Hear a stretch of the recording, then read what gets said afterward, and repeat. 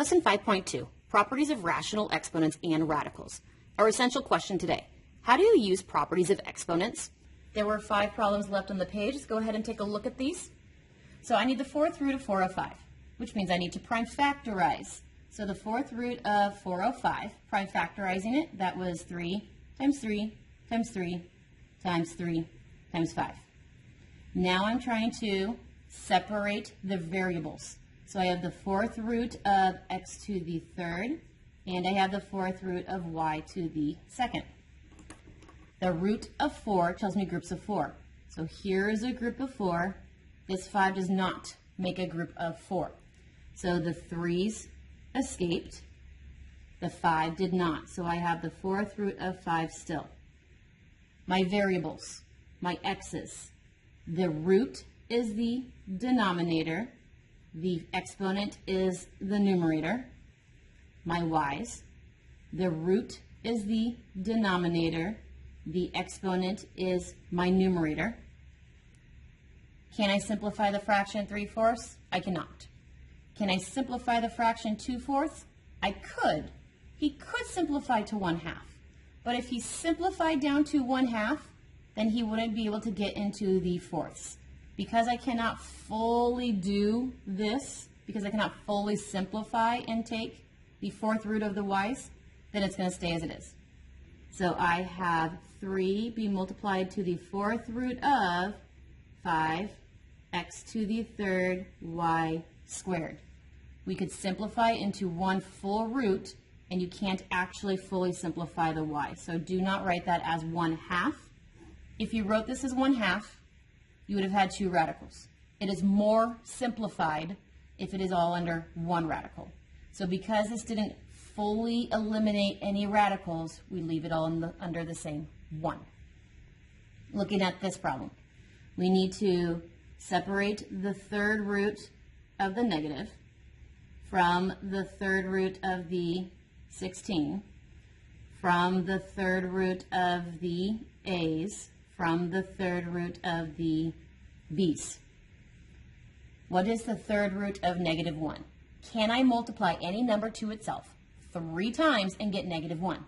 Yes, it's a -1. Do I know the 3rd root of 16? I do not. So I need to prime factorize 16. That's 2 times 2 times 2 times 2. My a's, I'm going to write it as an exponent. The root is the denominator. The exponent is the numerator. My b's, my root is the denominator. My exponent is my numerator. So I have -1 being multiplied by, I need a group of 3. Here is a group of 3. He did not make a group of 3, so he stays. So these 2's escaped. This other 2 had to stay inside the radical because he did not get to escape. Can I simplify 3 over 3? I can. It's 1, so this is a to the 1st power. Can I simplify 8 over 3? I can.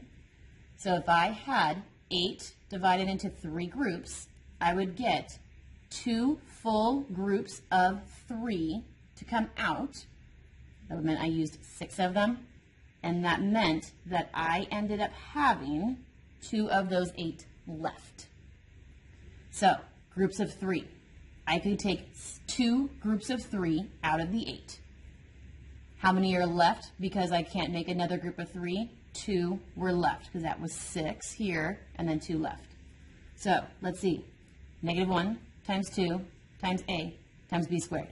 So I have a -2ab squared multiplied by, who was left in the 3rd root? This 2 and this b squared. So here's my 2b squared. Now let's take a closer look at this b to the 8/3. If you have a hard time seeing this jump, let's look at this more closely. So this was the 3rd root of, you had 8 b's. So 1, 2, 3, 4, 5, 6, 7, 8 b's. I need groups of 3. So here is a group of 3, and here is a group of 3. How many groups of 3 escaped? 2 full groups of 3 escaped. How many were left behind that couldn't escape? 2 more and you were trying to make groups of 3. This is the visual of how we got from here to here, if you ended up needing that visual instead. Our next, third root of 16. So I need to prime factorize 16. That's 2 times 2 times 2 times 2. We have the third root of x and the third root of y. Because x doesn't have an exponent on it, I know I can't take the third root of it. Because y had no exponent, I can't take the third root of y. So these actually are going to stay as third roots. Let's see if I can simplify the 16 though. I need a group of 3. Here is a group of 3. So they get to escape. This 2 escapes. This poor 2 had to stay inside that third root. You said we couldn't simplify the third root of x. You said we could not simplify the third root of y. So instead of having them all under different third roots, put them all under the same third root. So this is a 2xy inside of our third root, and this is our final answer.